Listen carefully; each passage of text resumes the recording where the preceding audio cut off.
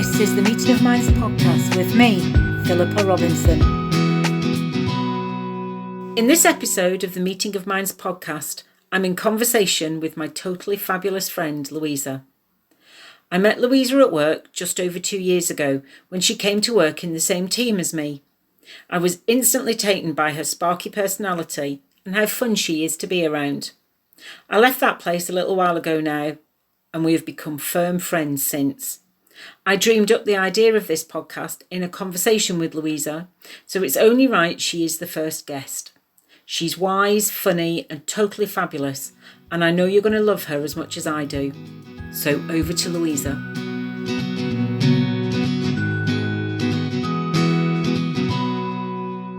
Hey Luisa, good morning.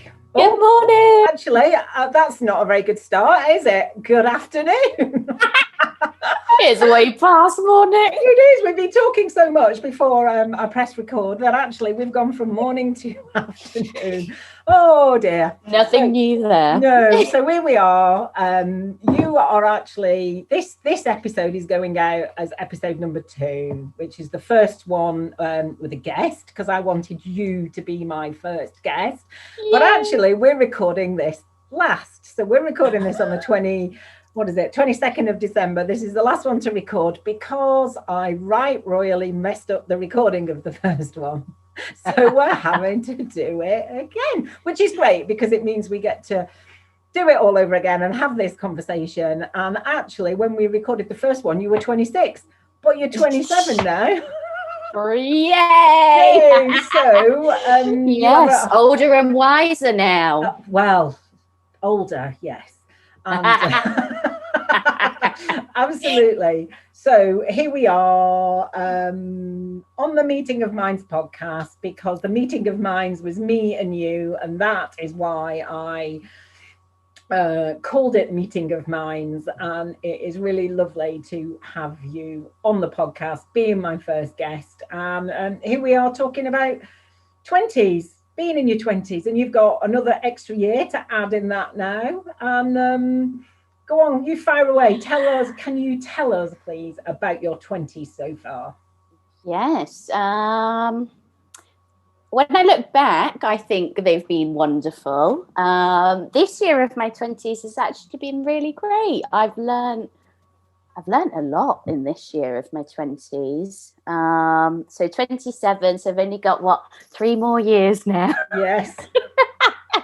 I think they've been all over the place, to be honest. Overall, I've been lucky. I've learned lots. I've done more than I could ever have imagined, which I think is the magic of your 20s. Because I think when you're younger, you think, oh, I'm going to get married by this time and have this job and this career and children at this age, and that is just not life. Did you think that? Did you have that little? Did you? Because I definitely did. I thought I'd be married by 26. I thought 26 was a good age, and I'd be married. And then I always thought kids would come, I have to say, but I didn't really think of a specific age. And as it turned out, I didn't get married till I was 36 and had kids at 37 and 39. That was not ever part of the plan. Not the plan. No. So it's really interesting to hear that, you know, you're a good 25, 6, 7 years younger than me. And actually it is just a rite of passage, maybe in your late teens, early 20s, you kind of have these ideas. I think so. I think when you're in your teens, you think that 20 years old is massive and, life is going to start coming together, and it doesn't. You're still very young. You're only just starting to get out there and get the freedom that most teens crave. But yeah, there's magic in there. I could never have imagined the things, the life points that I've reached happening. I never had those thoughts in my mind. And it's true, you can't ever imagine life. Life is just so much bigger than us and our minds. And actually, it's really nice because I'm living in Bristol now. I'm 27. I've got 2 good jobs. I have a partner. I'm really happy, and I just never would have thought this is where I would have ended up, but here I am. But it's just an adventure, isn't it? I think you've got to take the highs and the lows. There can be lots of lows in your 20s because you don't know yourself. I still don't fully know myself. But I think my 20s have been the best years getting to know myself and allowing myself to explore, learn new things, move away from home is a big one for me. That changed my life. It's interesting there you said allowing yourself. So do you think there is an element of giving yourself permission? And it's interesting that it's almost, so by suggesting giving yourself permission, that sort of has in it some idea that without that permission maybe you shouldn't be doing it, like as though it's not the done thing. And I think that was the whole point. So I'm not suggesting for 1 minute that it's not the done thing, but what I was interested in was you saying that you allowed yourself to do that, because I've said to quite a few people during the episodes that I've recorded that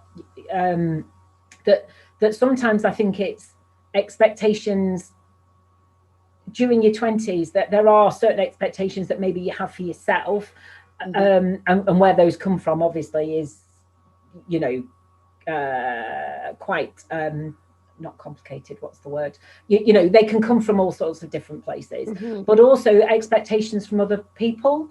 And and I'm just interested in that sort of allowance or permission bit. Did you feel that you had to have permission to do it? Yeah, I guess so. I think in my early 20s, that's what I spent my time doing, living up to people's expectations, and maybe not understanding the difference between the expectations of others that you naturally carry, you know, of parents, of family and friends, just through conversation that you have with one another. You don't realize what you take in and what sinks in deep, and maybe what you don't let go of. And so because I decided I didn't want to go to university, instantly I thought, oh God, now I need to prove myself in a different way. I need to prove to my parents that, you know, I'm still going to make it in life if I don't do the usual course that people take. And then I think those expectations kind of merge, and it's difficult to understand when you're just trying to live up to people's expectations, or when you're really trying to fight for what it is that actually makes you happy. But again, that's also difficult when you're younger. For me, I had no idea. I had no idea what I wanted to do. I had no idea where life would take me. I wanted to move away. I didn't know where. And so I think in that point, I was probably living more to people's expectations than, you know, what I actually wanted for myself. But I just think sometimes you just have to bite the bullet and do it. And I managed to do that. I managed to just decide, right, actually, this is what I want to do. I want to move away from home for me. I came from a tiny town where there's not really much going on for young people. So I wanted to get to a city and just give myself more opportunity. And then, you know, my mum and dad were, not that they didn't want me to do it, but they just wanted me to be careful, and they just wanted me to realize that moving to another city is not, you don't just click your fingers and things just don't work out. I struggled finding a job. I was moving in with friends, and I think maybe to ensure that my parents didn't worry too much, I didn't actually move to Bristol until I found a job. So I was paying rent for 3 to 6 months in Bristol, but not living here. And I thought at the time that was just so that I could put those worries to rest in my own head and just move to a city with a job. But actually, I think a lot of that fear came from my parents, you know, and them wanting to look out for me. But it instantly puts you in a, oh, am I making the right decision? Am I not? Should I, you know, my parents have done all of this. Should I be listening to every word that they say? So I think that's tough. You just, when you're younger, you're caught between wanting to listen to the people that love you, because they care, but actually that doesn't mean that that's what's right for you. That's what I've learned. You can ask for people's help, but don't base your decision on somebody else's answer or their advice, because they can only base their advice on what they know. I mean, their own experiences very much come into their answer, don't they? And it's very hard for parents in particular, I think. So my kids aren't old enough to be in that state yet, but it will be very difficult for me, I am sure, to put my own experiences to one side and allow that word again, and allow them to just you know, to forge their own way. I think, I mean, I very much want them to do that, so I am going to try my hardest, so at least that desire is there.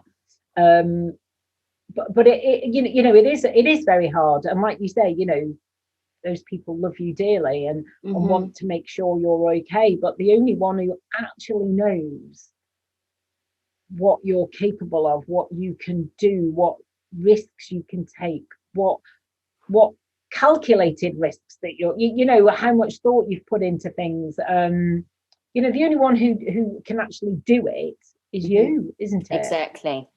And that's what I've learned in the years, that it's great to ask people for advice. I ask you for advice all the time and I love it, but I have learned that you can take advice, but just sit with it. That doesn't mean that that's the answer. And it's so true.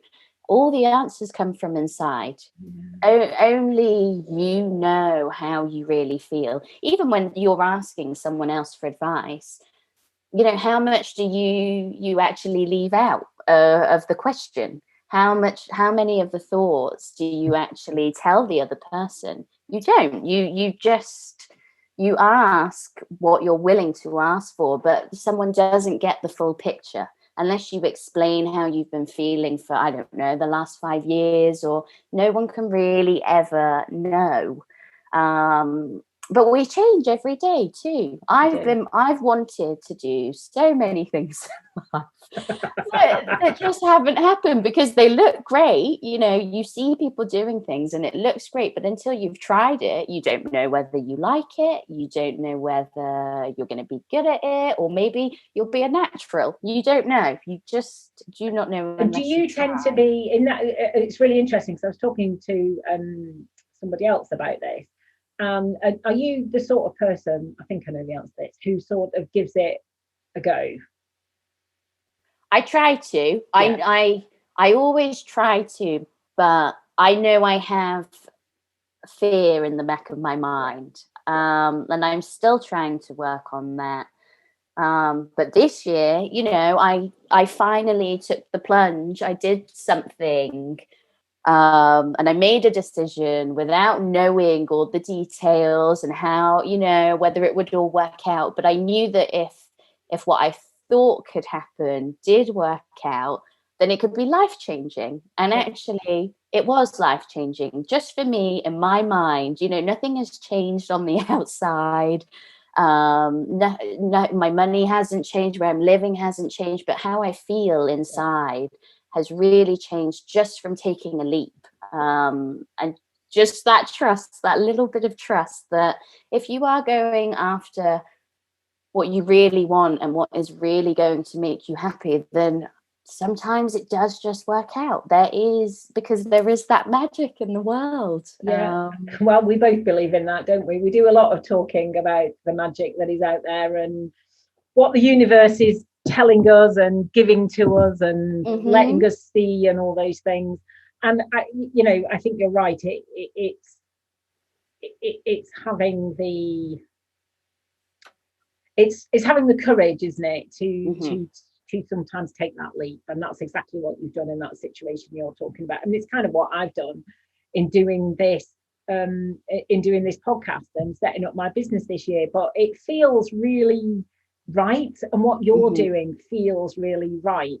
But we didn't really know that until we started doing it. So sometimes you know you can think and think and think and think, oh, shall I do it, shan't I? But sometimes you've just got to do it, and only when you're in it and feeling it and doing it can you actually go, maybe this is not quite what I thought it was, or this is not making me feel the way I thought it would, or this is blooming amazing. Thank goodness I took this leap. And you don't really know sometimes until you're doing it. And I think sometimes it's good to get out of your head and actually take some action.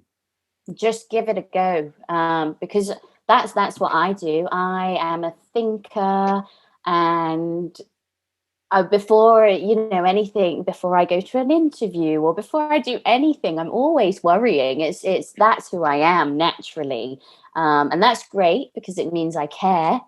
But it's a big issue to try and get over your own hurdle of that fear of things not working out. And what I was trying to say earlier is you can't imagine what's going to work out. Life has bigger plans. And every time I have hit one of those moments in life, I look back and think, God, I couldn't have ever imagined that in my head. I couldn't have thought that up in my head. I maybe would have thought that parts of something could happen, but I never lived with the trust that things could be even bigger and better than what's in my mind. And each time you do it, you learn to just put yourself out there a little bit more with a little bit less fear.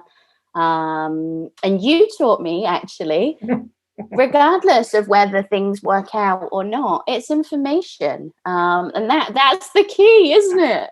That is the key. I love it when my words start coming back to me. It's great.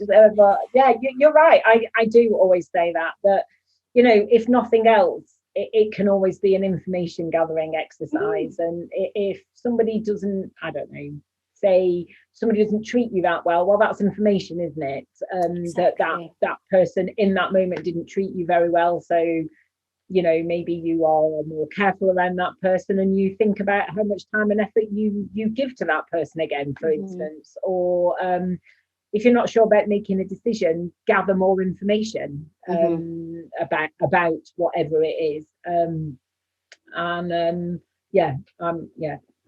I'm a great believer in gathering information. But it is great. I think I, for a long time, got caught up in, I would take different jobs, and I've always had different careers because I've never known what I've wanted to do. And when I was younger, I got stuck in a job that I wasn't enjoying very much. I used to just let it bring me down. Whereas now I'm able to kind of realize, well, it's all information, what you don't like, what you do like, who you get on with, who you don't get on with, even if it's not great information, that's usually very useful. And how can you find what's good if you don't know what's bad and what you don't actually like in life? You need to know.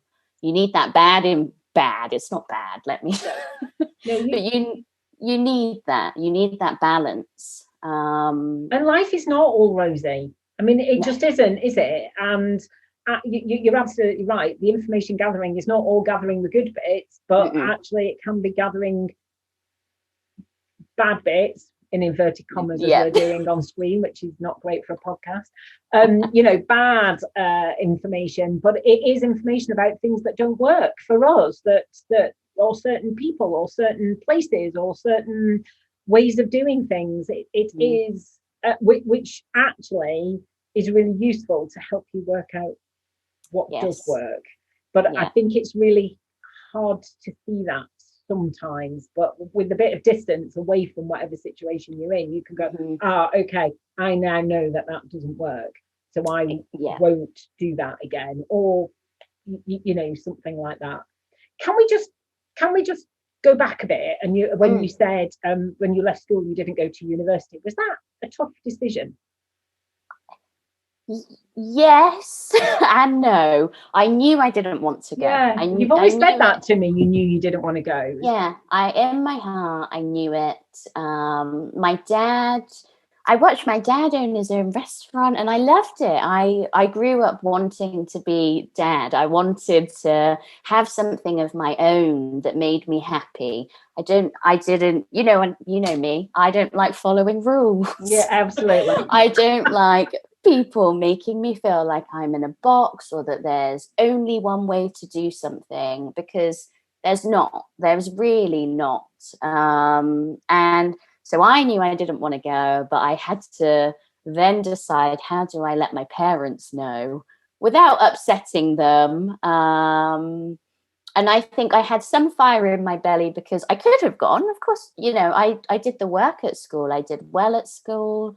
I could still go now if I wanted to. And that's what I built for myself. I made sure that I worked hard until the end of school and sixth form, so that if I wanted the opportunity of going, I could go. I had done the work for myself.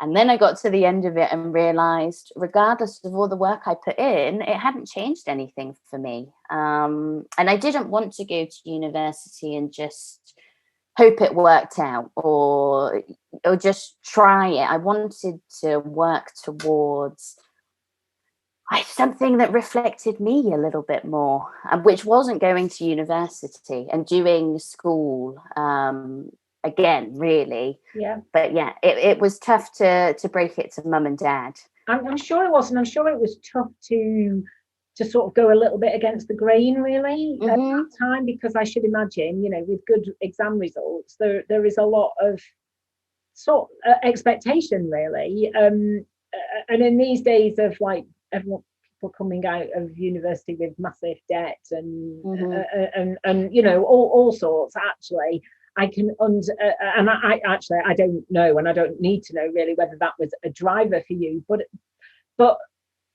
it just, I think a lot of people do go to university because they feel like they have to. And actually, there's been a few people I've talked to for this podcast who've then found they've done their degrees and gone, oh, okay, so even that's not enough. The sort of jobs they want, employers are demanding a master's, so they're having to carry on and do masters as well. And to actually go, you know what, I've done enough of school, I want to go off and do my own thing. That really is going again. I mean, it doesn't surprise me one bit knowing you that's what you decided to do.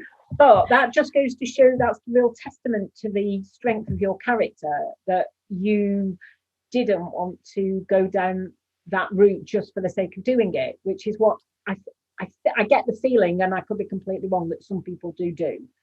So I think so. Yeah. I think when you're younger, you're expected to know what you want to do. You're expected to have an idea of a career in mind. And I always say to you, the books I read, the podcasts I listen to, people that really inspire me, don't find themselves till they're 30, 40, 50. And I think it's so much pressure to put on young people, and that's what happens. You get to a certain age and that's what people say to you. So what are you going to do? Are you going to university? Or what are you going to do after university? All these questions, no one has the answer to. I never had the answer to it. And it puts pressure on people every time they're asked that question. And, I didn't go to university, but I know that at least 3 of my friends really struggled when they left uni, and said every time they met someone, that was the question. So what are you doing now? What are you going to do now? And you feel weird when you don't know what to tell them, and you feel like, oh, this is a bit embarrassing. I've done this, and now people are expecting me to have an answer that I don't have to give. And I just think that pressure should be taken off of young people, or through this podcast, younger people need to hear, don't take on that pressure and those expectations, because every life path is different. And you don't actually feel very happy when you're doing something because someone else told you it was the right thing to do, you end up hating what you're doing. Absolutely. And also, don't give yourself a hard time because people are asking you what you're going to do and you don't have the answer. Yes, it's really okay to not have that answer. But do you know what I think? I think it's largely older people who ask what you're going to do. And I don't know whether there is an element of, I don't know whether jealousy is the right thing, but actually there are so many opportunities available. And I wonder whether, there are so many opportunities available, hopefully. I get the feeling that there are for people in their 20s now that wouldn't have been available for, people who are now in their 50s and 60s and who might be asking these questions about what you're going to do now. And actually, it's okay to not know. Do you know what? I'm still just finding my feet. I'm still just finding my way. I'm trying this, I'm trying that. And, there's no rush. Exactly. And actually, that is completely, it's completely okay. And I think being in my 20s now, yes, hand on heart, I am so grateful for the time that we're living in and the opportunities that we have, and the way you can learn just using the internet. You don't have to enroll in courses. As long as you have that drive to learn for yourself, you can now. But I also think that, yes, there are all these opportunities and it's wonderful, you can get access to anything, but that's daunting. That's daunting to a young person who has no idea. And, I want to try everything all the time. And that makes life hard. It makes it hard when you've got 5 options and you go, oh God, I can only choose one. Yeah. Which one do I choose? That's not easy. No, I get that. Too much choice can be hard as well, can't it? Yeah. And that brings its own problems where you think, oh, have I made the right choice? Or have I made the wrong one?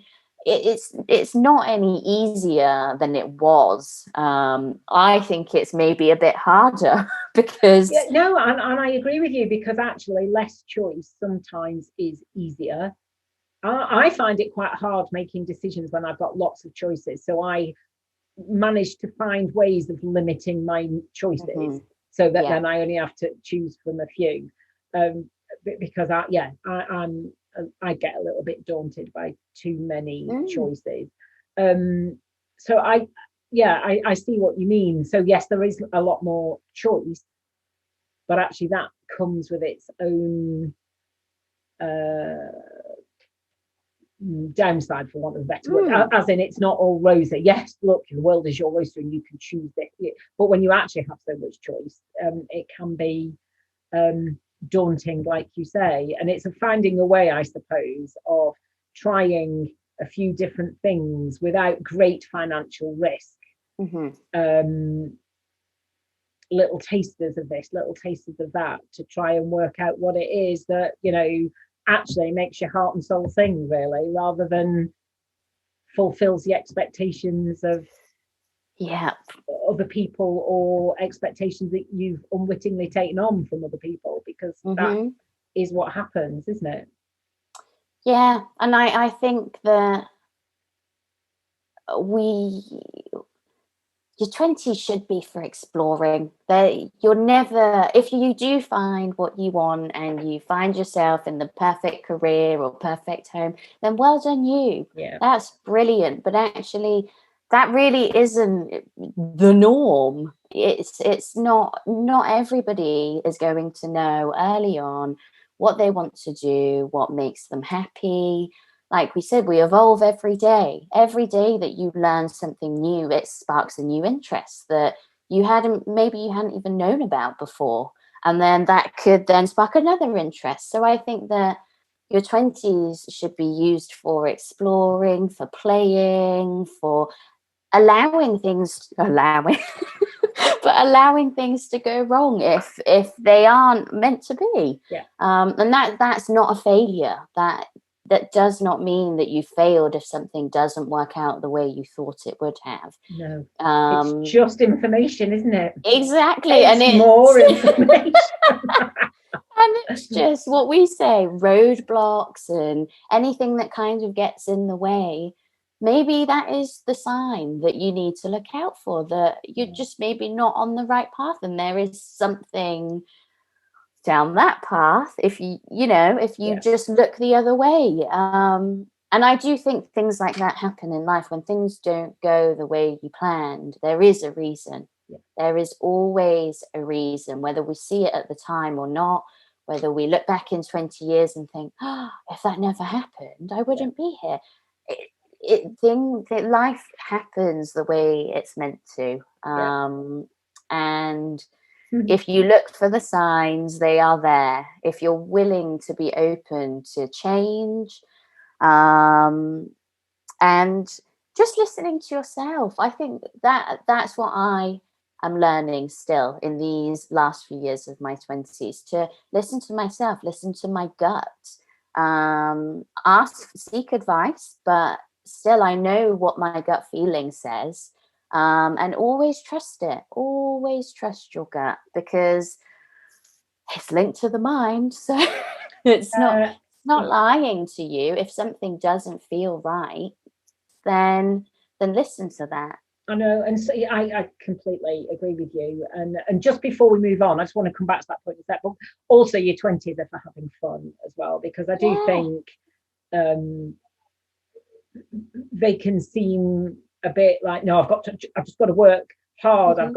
This has got to be, I don't know, this has got to be a serious, like, finding my way, and actually just, make sure you have some fun. Please make sure you have some fun. I think if I could go back and do anything, I would have more fun. I'm not saying I didn't have fun, don't get me wrong. And it does make it easier as you get older and you have a family and stuff, to be able to go, do you know what, I had a really good time doing certain things, and that is great. But just make sure you are doing some things that are fun, because life needs to be interesting and fun and exciting as well as everything else. It really does. And just going, sorry, I just needed to say that, because I think we were going to lose that in where we were going off onto. But intuition is something that I think, because we live such fast lives a lot of the time, I think we are losing touch a little bit with our bodies and our gut feeling, because we don't have time to sit and think and feel about these things and feel our way into decisions rather than think our way into decisions. And I do think that's why some people don't always get what their gut instinct is, because I think you're absolutely right. If you can tune into it and listen to it, it knows. But you made the point, we live such fast-paced lives. I think for me that's a really big issue, not having time to come and sit with yourself after a long day and just feel what you're feeling and understand why you're feeling that way, what happened today that put me in this mood or gave me this emotion. You could have a bad day at work, but then you get home and it's already 6 o'clock. And if you have a family, you're thinking about, God, I've got to get food on the table for the kids, and I've got to put the washing on, and I've got to clean up. I've got work tomorrow. Why do you live in my house, Louisa? And I don't have children. No, I know. And I still feel that pressure. And I've noticed in the last few years, not many people like silence. Whether it's putting the TV on or putting music on or anything, people don't really sit in silence. And I love it. I just think, how can you hear yourself when we're living and we're just go, go, go all the time. And you don't allow yourself to have that silence, because music and what you see on the TV, that's all going into the brain. And the brain is feeding off it, and it's taking things in that you may not even realize. So I just think it's really important just to find a bit of silence, especially when you're struggling with things or struggling to make your mind up. If you can just silence the mind, then it comes, I don't know, you find the answer usually in the silence, which doesn't make sense, but no. So I was listening to, you know me, I love a podcast, hence I wanted to do a podcast of my own. And I think it was yesterday I was listening to an episode, and somebody on there said something that, you know, I've heard so many times, which is we are not our thoughts. And I think that's a really difficult concept for some people to get their heads around when they first hear it. But, you know, the very fact that we can go, oh, that's our thought, means that we are not the thought, and actually we are observing those thoughts. And I think that's what some silence and sitting and allowing those thoughts to pass actually helps you see that they are just thoughts. And, you know, I mean, this is part of a much bigger conversation about we are not our thoughts. But you are absolutely right. And I think that's that's my gut feeling about why a lot of people don't like silence, because those thoughts come up, and that chatter and that inner critic and all those, you know, I mean, we speak to ourselves so badly. We would never dream of speaking to other people like that, but our inner critic just, you know, comes at us full force sometimes. And I think it's really hard to hear that and then detach yourself from it and go, actually, those are just thoughts. That is not me. I am enough. I am okay. I am absolutely okay. I am totally enough. And those are just my thoughts. And I think if you can't do that, it's easier to keep drowning out. Exactly. Easier to keep drowning it out. And we either drown it out with noise, or we numb it with things. And that's a whole different conversation. But I love having these are sort of conversations that we have, and it's just fabulous, isn't it? And we could talk for hours. Exactly, so many more musings like this to come, I think. I've completely lost my train of thought now. I'm too busy thinking about the other thing. About I am not my thoughts. And I just think. So you know that I've been loving Moogi at the moment, and so a little shout out to Moogi. Yay, Moogi can be found on YouTube or anywhere, but he's just a really wonderful man that I found online lately, and he just talks about finding silence in yourself. And actually, if you don't do the work at home, you can't go and change anything out in the world. And I think it's so true. If you are trying to teach somebody how to do something, or show them maybe a better way to do, or a way of living, what better way than to do that yourself? Because that's how I learn, by watching people and being inspired by them, and thinking, wow, you haven't just said it, it's possible, because you are living that way. You are practicing what you preach. And I think, you know, and he even said, especially with everything going on in the world now, yes, we're all going to be nervous and a bit anxious, but don't give all of your energy to that. Don't give all of your energy to things that you can't control. Put all of that back into what you can at home, which is you, yourself. And as long as you are happy, then what else can you do? Happiness has to start at home. And if you're not happy at home, you wouldn't go out into the world and spread happiness. You would spread a different kind of emotion. So I think that finding that silence at home, or it doesn't have to be silence, it could be anything, journaling or painting or whatever makes you happy, but takes you out of reality in a way, what seems like reality. But just putting yourself into whatever allows you to lose your mind and lose those thoughts and that chatter, that I think that's where to start. Yeah, I totally agree with you. And I think,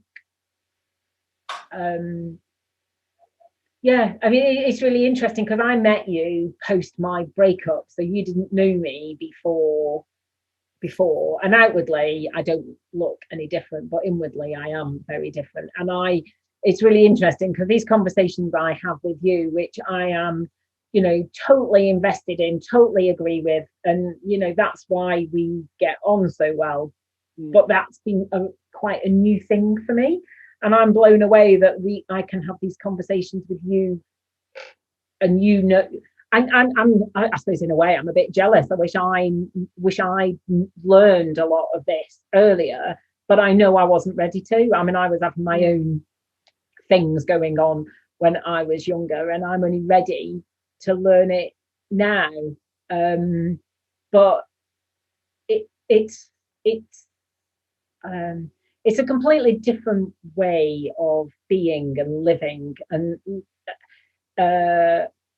yeah, I don't know, I'm struggling to find the words really, but it is, well, it's life-changing, isn't it? And also it does have to start within. That is the whole point, and that's what the first thing I had to learn was to stop looking outward and hoping other people were going to make me feel worthy, and were going to make my happiness was going to come from outside. And actually now it's coming from within. I can then, for want of a better sort of metaphor, I can let it shine out, and actually, it's just completely a complete turnaround for me. And I love the fact that you are learning this so much, younger than me, and wow, imagine what you're going to be like by the time you get to old and decrepit like me. I mean, God, it's going to be amazing, and I can't wait to watch that happen. I think this is a whole other episode that we can talk more about at another time, when I've persuaded you to come on the podcast more again. Yeah, exactly. So I think we've talked a lot about your 20s, which have been fabulous. The other thing actually, which I remember you mentioned quite a lot, and we haven't got time really to talk a lot about it on this because we've talked about lots of other things, but you talked a lot about journaling, and journaling has been something that has been really big for you, hasn't it? Yeah, it changed my life. I'm still not great at it. I still don't do it every day, although I wish I would. But if I'm scared about something or nervous, or even if something's gone wrong in my day and I'm angry, it's just a safe place to dump those thoughts. And like we said before, it's really hard to detach from those thoughts, being yourself. And that's what it helps me do. It's a place where I can write anything. I'm not necessarily going to read it again. No one is ever going to read it. So there's no judgment on the pages. And, after even just 10, 15 minutes of journaling, my brain is clear. My mind is clear. I feel like a weight is lifted. Nothing's changed. I maybe haven't made a decision. Nothing's come of it, but my mind is clear. Yeah. And that, I think that's the easiest way to move forward, because when my brain is busy with all these different thoughts, I don't know what to think. I can't tell how I really feel. So I'm a big advocate for journaling. It is a good way of releasing your emotions onto the page, isn't it? And allowing, the whole writing, putting pen to paper engages a different part of your brain, I believe. And it does. I'm very intermittent with journaling. I've been trying to be better. I've been a lot better. I've been much more consistent over the last few weeks. I've been making a conscious effort. But I have journaled on and off in the past, and I have actually made some quite big connections with things that have been going on by journaling. I've had to be about 7 pages in before I've had an aha moment of why am I so worked up about this, or what is it about this situation that is really and all of a sudden the clarity just comes. and it's quite phenomenal when that happens. It's amazing. It is amazing, and it doesn't always work like that, as you say, but when it does, you realise the benefit of it. But actually, we don't. It doesn't matter if we don't do it every day and we're not great at it. The fact that we're trying is enough. Well, and who's to say whether we're great or not so great at it? There isn't some universal standard of journaling, is there? I mean, you're not going to get massive ahas every day. It's just the way it is. Apparently, about halfway through, if you decide you're going to write 3 pages, apparently about a page and a half in is when you start actually getting honest with yourself. And I think there is quite a lot of truth to that. It's a bit like that in therapy sessions as well. I was great at dropping a big bombshell about 10 minutes before the end, and apparently that's just classic. It's just the way it happens. So really, we've talked a lot about your 20s, and thank you for telling us about everything that you have shared with us. So, what about what's coming next? Do you think what's the hopes and dreams? I think more learning about myself. That's been my favorite things to come from my 20s. Learning about who I am. What makes me happy, what works for me. Finding things like journaling is magical because you use those little things to help you through. And so I'm just looking for more of that. I'm looking for more hobbies because I've learned that hobbies just put you in the present moment. You're not thinking about anything but what's happening in front of you. And the power of that for the mind and de-stressing is amazing. And I want to find more things like that. I love making jewelry because it puts me in the present moment. Nothing matters, not what happened yesterday, today, tomorrow, what's coming, nothing. It just all leaves my mind. And I just feel like I am here doing what I should be doing. Just learning. I think the biggest thing people could do is just take some time to learn about themselves. We're all so ready to learn about somebody else or to ask someone else how they are or what's going on. But I think when you ask yourself those questions, what am I doing? Where am I going? What do I want? And you honestly answer them, that's where growth comes from. That's where transformation comes from. And that's when you start moving forward in life. What else? Sorry, I'm just having to write something down. I just had a little aha moment. Sorry about that. I just had to write that down. No.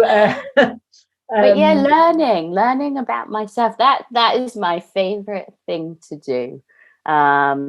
Is just learn a bit more about me. And what it is that I want, because it doesn't really matter what's happening outside and what other people are doing and what journeys they're on.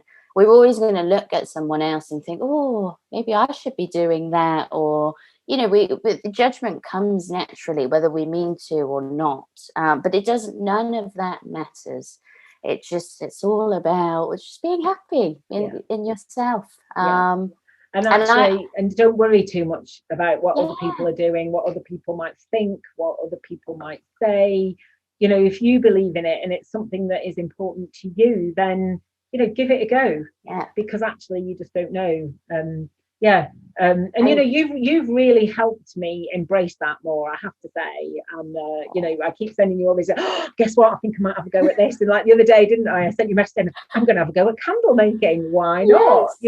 And actually when you start allowing yourself to play, I think you mentioned the word play earlier on, and it is a bit of playing. And I think if we use the word play rather than creativity, there is more an element of allowance, which actually is going straight back to where we started, really, that actually if we allow ourselves to play a bit and just have some fun, who will if nothing else, will enjoy it. And actually there's a lot of value in just doing that and losing yourself in the flow and just having a good time, because life is hard enough as it is. We just need to enjoy life and take those moments, and don't be hard on yourself for not getting things done at the end of the week. And we've got long lives ahead of us. We've got time, and I think it's getting out of the idea that we don't have time, so we should look after all the important things first. And if we get the time to play later, then great. But that's not good enough, really. No, and I lived my life like that, and I totally agree it's not good enough, because you never get time. It's like self-care. Self-care is often at the bottom of our to-do list, and actually it should be at the top. But that will be a whole other podcast, because it's one of my great passions. It really is. Okay, I think we probably better draw this to a close. But before we do, and I say that because I know you will be back. I will have you back anytime. So I was asking everybody if they have a little motto or a saying or a quote that either they find helps them, or they say to other people, or and I wondered, did you have one? Yes, I've got two. Of course. My first one would be kind. Be kind. Just be kind. You just don't realize how far just a bit of kindness goes. And actually, when it comes back to you, when it comes full circle, because it always does, it's the best feeling in the world. You can't get anywhere without kindness, or you can, but you're always stunting yourself. So I think if you just go out there and be kind to everyone, and that, then you'll feel nothing but love and joy in your heart. So spread kindness, smile at people, especially now that we're all walking around with masks. When you don't have a mask on, just smile at someone. Yeah. Or if you walk past a homeless person and you have no change, at least smile at them, or at least say hello. It's not about the money. It's just about sharing a little bit of love every day. The mask thing is quite interesting, isn't it? Because you can't see people. I find myself going for this super big smile so that I'm hoping it reaches my eyes, and and I think I just end up looking really weird. No, there's magic in that. Someone told me once, you can smile with your eyes, and it's so true. If you're really smiling and you're really feeling happiness, then there's a glint in people's eyes. But my other one would be just trust and let go. Just trust and let go. Trust that things will work out, and just let go of it. Because I always used to get stuck on the trusting, and then I go, oh, but what if this, what if that, what if this? If you just trust that it could work out, and just let that pass, then who knows what will come back. So trust and let go and be kind. Well, those are both obviously fabulous, and I think the trust and let go is really in. So the be kind obviously speaks for itself, and the trust and let go really resonates with me, because I'm not sure I ever did trust, and I certainly never let go. And I do think so that's really sort of sticking in my mind. I like to think I've got the kind bit, but the trust and let go is kind of a work in progress still, but getting there for sure. Same. Yeah. Luisa, thank you so much for being on here. I'm glad to say it looks like the recording has worked this time, so we're going to be crossed. Okay. We're trusting, and thank you so much. It has been lovely as always to have this fab conversation with you. Oh, thanks for having me. You are very welcome. I'm sure I will be back to ramble on. I sincerely hope so. Okay, you take care. You too. Bye. Bye.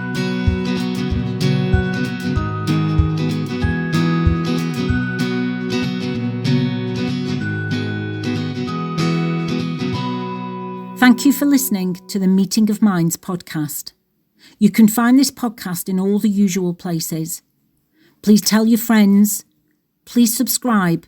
And if you have a moment, I'd be really grateful if you could rate and review, as it helps other people find us and helps me spread the messages of empowerment and positivity that I'm really passionate about.